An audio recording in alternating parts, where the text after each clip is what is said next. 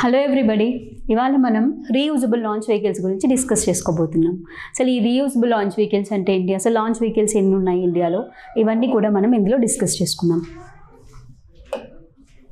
So ఎందుకు ఇప్పుడు reusable launch vehicles గురించి డిస్కస్ చేసుకుంటున్నామంటే, మనకి రీసెంట్గా సండే రోజున ఇండియన్ స్పేస్ రీసెర్చ్ ఆర్గనైజేషన్ మనకి ఈ ఎక్స్పెరిమెంట్ అనేది ఫినిష్ చేసింది. ఏంటి, third reusable launch vehicle landing experiment అనమాట.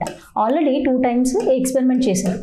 సో 2 times చేశారు. ఫస్ట్ టైం మనకి 2023లో ఒకసారి చేశారు, తర్వాత 2024 ఫిబ్రవరిలో చేశారు.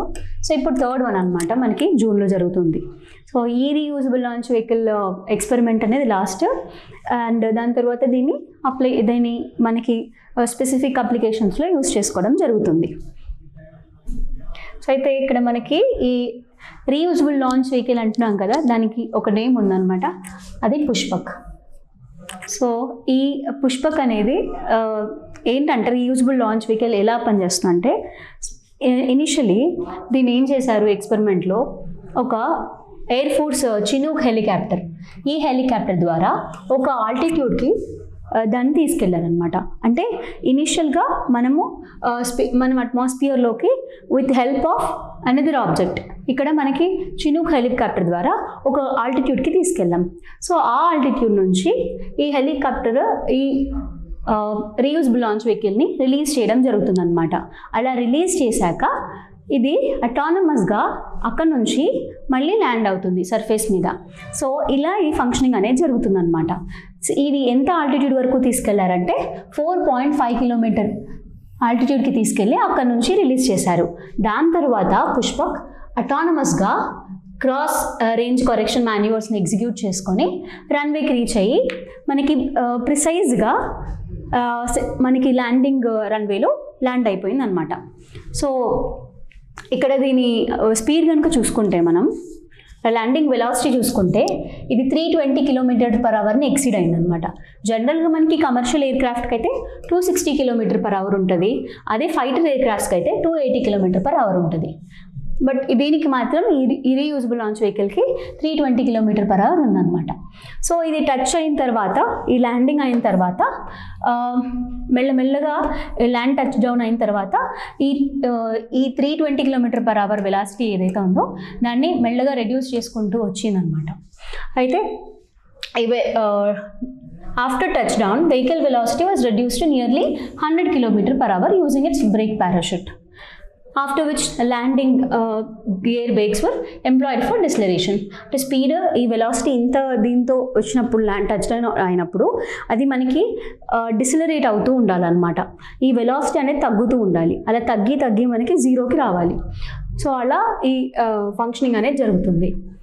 అయితే ఇప్పుడు ఈ రీయూజబుల్ లాంచ్ వెహికల్స్ ఎందుకు, మనకు ఆల్రెడీ కొన్ని లాంచ్ వెహికల్స్ ఉన్నాయి, అవి ఏంటి, ప్లస్ ఈ రీయూజబుల్ లాంచ్ వెహికల్స్ యొక్క అవసరం ఏంటో చూద్దాము మనం. సో మనకి టోటల్గా లాంచ్ వెహికల్స్ అనేవి 5 జనరేషన్స్లో డెవలప్ అయ్యాయి అన్నమాట.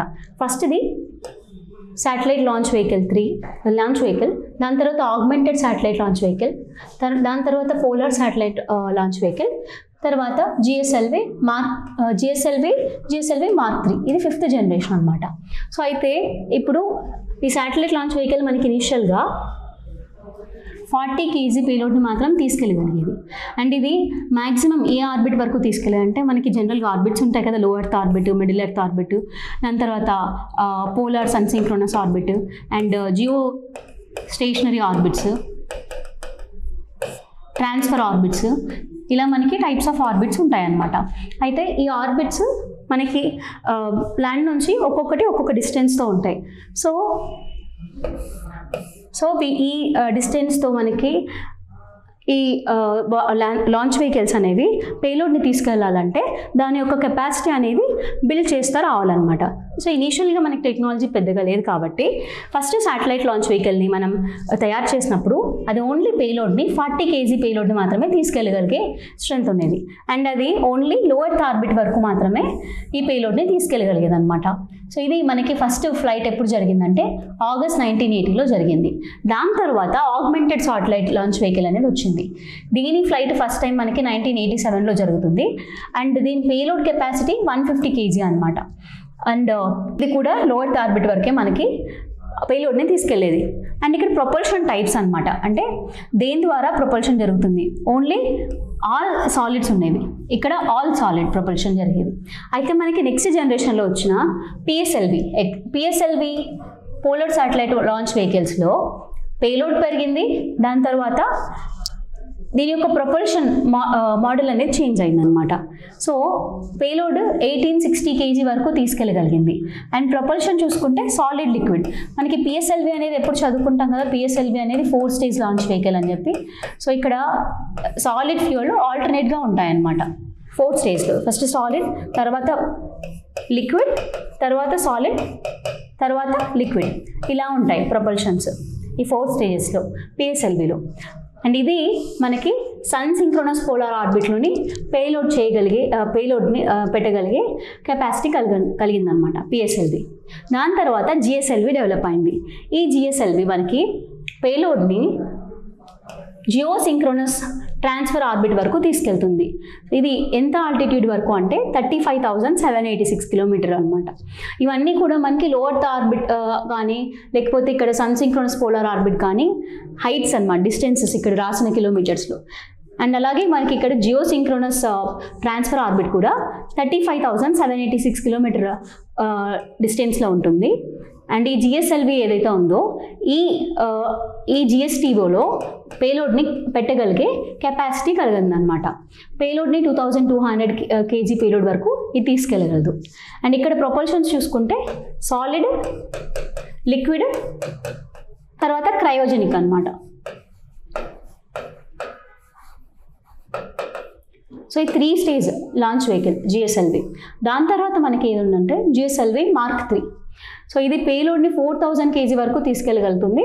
బట్ సేమ్ మనకి ప్రొపల్షన్ మాడ్యూల్స్ వచ్చేసి సాలిడ్, లిక్విడ్, క్రయోజెనిక్. ఆర్బిట్ ఏ ఆర్బిట్ వరకు తీసుకెళ్ళగలుగుతుందంటే జియో సింక్రోనస్ ట్రాన్స్ఫర్ ఆర్బిట్ వరకు తీసుకెళ్ళగలుగుతుంది అనమాట.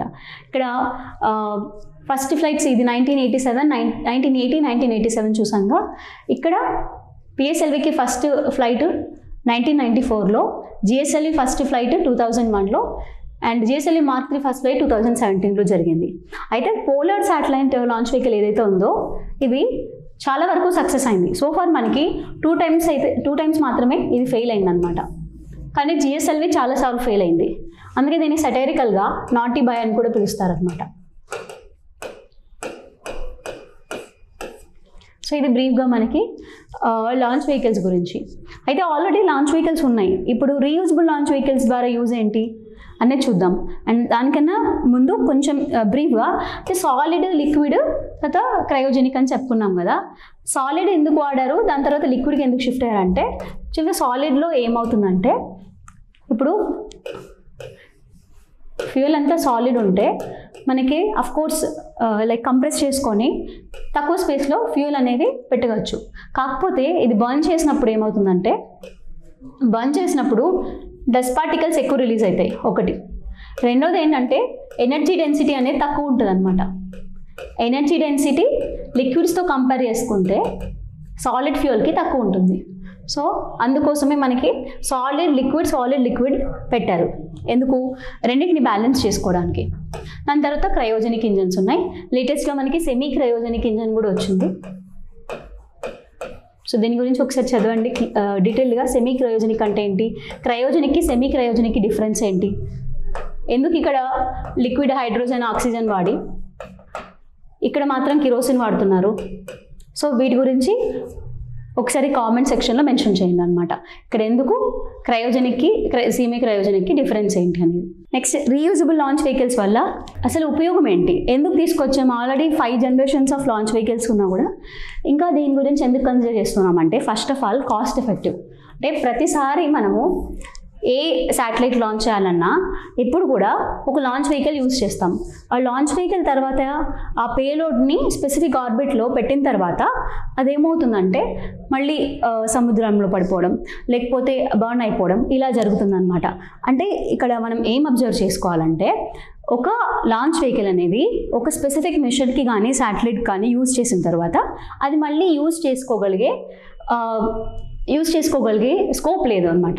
సో ఈ రీయూజబుల్ ద్వారా ఏమవుతుందంటే, ఇందాక మనం డిస్కస్ చేసుకున్నట్టు యాక్చువల్గా ఇందాక డిస్కస్ చేసుకున్నప్పుడు 4 కిలోమీటర్స్ వరకు ఆల్టిట్యూడ్కి తీసుకెళ్ళి దాని తర్వాత ఇది ల్యాండ్ అయిందని చెప్పుకున్నాం.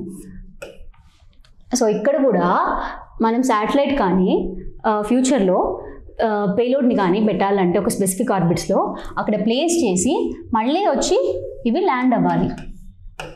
ఈ ల్యాండ్ అయిన వెహికల్స్ ఏవైతే ఉన్నాయో వాటిని మనం మళ్ళీ రీయూజ్ చేసుకోవాలనే ఉద్దేశంతో ఈ రీయూజబుల్ లాంచ్ వెహికల్స్ని డిజైన్ చేయడం జరిగిందనమాట. సో అందువల్ల ఇప్పుడు ఈ శాటిలైట్ లాంచ్ వెహికల్ మళ్ళీ సెకండ్ మిషన్ ఏదైతే ఉందో దాన్ని పంపించేటప్పుడు బిల్డ్ చేసుకోవాల్సిన అవసరం లేదు. అందువల్ల ఇవి కాస్ట్ ఎఫెక్టివ్ అని చెప్పుకోవచ్చు. రెండవది ఏంటంటే కార్గో. జస్ట్ లైక్ కార్గో లాగా వర్క్ చేస్తాయి. ఇప్పుడు మనం ఒక ప్లేస్లో ఉన్నాం, ఫర్ ఎగ్జాంపుల్ హైదరాబాద్లో ఉన్నాం, విజయవాడకి ఏదైనా మనం పంపించాలనుకున్నాం అనుకో, గూడ్స్ కానివ్వండి ఇలాంటివి. సో అప్పుడు ఏం చేస్తాము, ఏదో ఒక కార్గో ఫెసిలిటీ ద్వారా ట్రైన్ ఆర్ లేకపోతే బస్, ఈ ఫెసిలిటీ ఆర్ కొరియర్ ద్వారా పంపిస్తాము. అలాగే ఇప్పుడు స్పేస్లో ఎవరైనా ఉంటే ఆస్ట్రోనట్స్, వాళ్ళకి మనం ఏదైనా పంపించాలి, లేకపోతే ఇంకా అక్కడ ఏమైనా వర్క్ ఉంది, సో వాటిని ఫుల్ఫిల్ చేసుకోవడానికి ఈ రీయూజబుల్ లాంచ్ వెహికల్స్ యూజ్ చేస్తాం. ఎందుకు ఈ అవసరం ఎందుకు ఉంటుందంటే మన స్పేస్ మిషన్స్, సో మనం ప్లాన్ చేస్తున్నాం కదా గగన్యాన్ అని, దాని తర్వాత ఈ గగన్యాన్ మిషన్ సక్సెస్ అయిన తర్వాత India's own space station build చేసుకోవాలని అనుకుంటున్నాం. సో ఈ గగన్యాన్ మిషన్ అండ్ తర్వాత ఈ India's own space station build చేసుకున్నప్పుడు అక్కడ మనకి ఆస్ట్రోనట్స్ వర్క్ చేస్తూ ఉంటారు.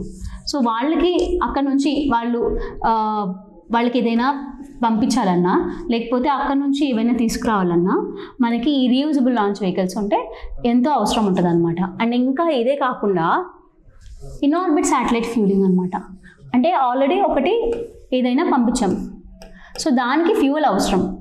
ఈ ఫ్యూయల్ని మనం ఏం చేయొచ్చు అంటే మళ్ళీ ఈ రీయూజబుల్ లాంచ్ వెహికల్ ద్వారా ఆ ఆర్బిట్కి ఏదైతే ఉందో, ఈ ఆర్బిట్లో ఉండగానే ఆ శాటిలైట్ ఏదైతే ఉందో దానికి ఫ్యూయల్ అనేది మనం ఇవ్వచ్చు అనమాట. సో అలా ఇది వర్క్ చేయొచ్చు. అండ్ తర్వాత స్పేస్ షటిల్ గురించి ఎందుకు చెప్పుకుంటున్నామంటే మనకి ఇప్పుడు ఇండియానే చూసుకుంటే లాస్ట్ డికేడ్లో ఎక్స్పెరిమెంట్స్ అనేవి చాలా ఎక్స్పోనెన్షియల్ ఇంక్రీజ్ ఉన్నాయి. ఇండియాలోనే కాదు, వరల్డ్ వైడ్ కూడా ఇలాగే జరుగుతున్నాయి. సో ఇలా మనకి స్పేస్లో మిషన్స్ అనేవి లాంచ్ చేయడం వల్ల అంతా షటిల్ అనేది అక్కడ క్రియేట్ అవుతుంది అనమాట. మొత్తం డెబ్రీస్ అనేది క్రియేట్ అవుతుంది.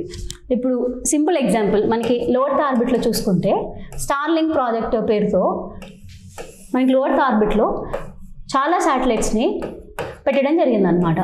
అంటే టవర్స్ యూజ్ లేకోకుండా డైరెక్ట్గా రిమోట్ ఏరియాస్లో సిగ్నల్ రావాలనే ఉద్దేశంతో ఈ స్టార్లింక్ ప్రాజెక్ట్ కింద పెట్టడం జరిగింది. సో ఇన్ని శాటిలైట్స్ ఈ లో ఎర్త్ ఆర్బిట్లో ఉండేది మనం ఇక్కడ చూసాం. అలాగే ఈ మన మిషన్స్ అన్నీ ఇలా చేసుకుంటూ పోతే ఆ స్పేస్ డెబ్రీస్ అనేది ఇంక్రీజ్ అవుతుంది. సో దాన్ని క్లియర్ చేయాలి. సో క్లియర్ చేయకపోతే ఏమవుతుందంటే 2 ప్రాబ్లమ్స్ ఉంటాయి.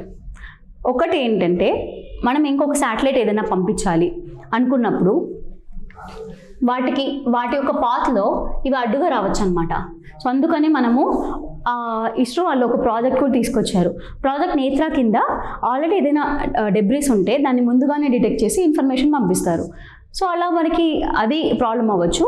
అండ్ తర్వాత ఈ స్పేస్ అంతా కూడా డెన్స్ అవ్వచ్చు అనమాట. సో ఈ స్పేస్ డెబ్రీస్ లేకోకుండా మనకి ఈ రీయూజబుల్ లాంచ్ వెహికల్స్ యూజ్ చేస్తే కనుక బెటర్గా ఉంటుంది. అండ్ ఈ ప్రాసెస్లోనే మనం పోయం-3 అనేది ఎక్స్పోసాట్ లాంచ్ చేశాం కదా. ఎక్స్పోసాట్ లాంచ్ చేసినప్పుడు 4th స్టేజ్ అయిన తర్వాత ఏం చేశారు, దాన్ని లో ఎర్త్ ఆర్బిట్లోకి తీసుకొచ్చారనమాట. అక్కడ ఉంచి అక్కడ వేరే ఎక్స్పెరిమెంట్స్ కండక్ట్ చేయడానికి దీన్ని యూజ్ చేసుకున్నారు ఎక్స్పోసాట్ మిషన్ అయిన తర్వాత. సో ఇలా మనకి ఒక లాంచ్ వెహికల్ని ఒక్కదానికే కాకుండా రీయూజ్ చేసుకోవడానికి ఉద్దేశంతో ఈ రీయూజబుల్ లాంచ్ వెహికల్స్ని తీసుకురావడం జరిగిందనమాట. సో అది బ్రీఫ్గా మనకి రీయూజబుల్ లాంచ్ వెహికల్స్ గురించి. Thank you.